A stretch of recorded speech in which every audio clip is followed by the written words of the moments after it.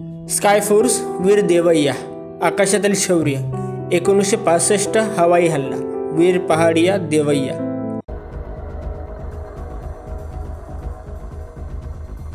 Sky force Akshay Kumar अभिनीत आणि वीर पहाडियाची ओळख करून देणारा नवीन चित्रपट जो 24 जानेवारी रोजी चित्रपटगृहात उतरला आहे। हा भारतीय लष्करी इतिहासातील एक महत्त्वाचा क्षण आहे। 1965 मध्ये भारत पाकिस्तान दरम्यान पाकिस्तान सरगोदा एअरबेसवर झालेला हवाई हल्ला युद्ध हा चित्रपट प्रेक्षकांना भारतीय वायुसेनेच्या विमानांच्या शौर्य, रणनीती आणि बलिदानात बुडवून टाकतो आणि युद्धाचा मार्ग बदलण्यात त्यांची महत्त्वपूर्ण भूमिका अधोरेखित करतो। चित्रपटाचे महत्त्व समजून घेण्यासाठी आपण प्रथमच 1965 मध्ये मागे वळून पाहिले पाहिजे, जेव्हा उपखंडात अशांतता होती। संघर्षाच्या केंद्रस्थानी काश्मीर होता। पाकिस्तानच्या ऑपरेशन जिब्राल्टरने सैन्यात घुसखोरी करण्याचा प्रयत्न केला आणि बंडखोरीला भडकवण्याचा प्रयत्न केला, ज्यामुळे भारताच्या प्रति आक्रमण ऑपरेशन रिडल ज्याने लाहोर आणि कसूरला लक्ष्य केले। मात्र खरा टर्निंग पॉइंट आला तो पाकिस्तानच्या वरच्या आकाशात। सरगोदा एअरबेस आशियातील सर्वात शक्तिशाली लष्करी किल्ल्यांपैकी एक, भारतीय हवाई दलाच्या ऑपरेशनचे केंद्रबिंदू बनले। महत्त्वाची विमाने आणि शस्त्रबद्ध करून देणे, सरगोदाला तटस्थ करणे हे केवळ पाकिस्तानच्या हवाई क्षमतेलाच धक्का देणार नाही,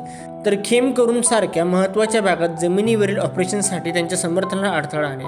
अचूकतेने पार पडलेल्या मिश्रणाला IAF वैमानिकांकडून प्रचंड धैर्य आणि कौशल्याची गरज होती। लाटनमध्ये IAF मिस्टर्स आणि हंटर्सने शत्रूच्या आगीतून सरगोदा येथील प्रमुख प्रतिष्ठानांना धडक दिली। हँगर्स, विमाने आणि पायाभूत सुविधा नष्ट झाल्यामुळे तळज्वालांनी पेटले। या हल्ल्याने पाकिस्तानची हवाई शक्ती गंभीरपणे कमकुवत केली। शक्ती संतुलन भारताच्या बाजूने झुकले, उच्च किमतीला आले। या धाडसी छाप्याच्या नायकांमध्ये स्क्वॉड्रन लीडर अजमदा बोपय्या देवैया यांचा समावेश होता। IAF वैमानिक स्ट्राईकवरून परत येत असताना देवैयाचे विमान शत्रूच्या F-104 स्टार फायटर विमानाने अडवले। जास्त संख्येने आणि वरच्या प्रतिस्पर्धेला तोंड देताना देवैया माघार घेऊ शकला असता, त्याऐवजी तिने आपल्या सहकारी वैमानिकांच्या सुरक्षितेची खात्री करून गुंतणे निवडले।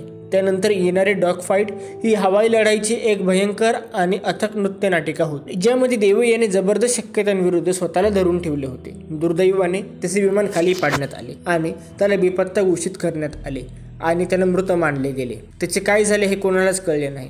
1988 पर्यंत त्याच्या मृत्यूच्या 23 वर्षांनंतर देवैया यांना मरणोत्तर महावीर चक्र, भारताचा दुसरा सर्वोच्च लष्करी सन्मान देण्यात आला।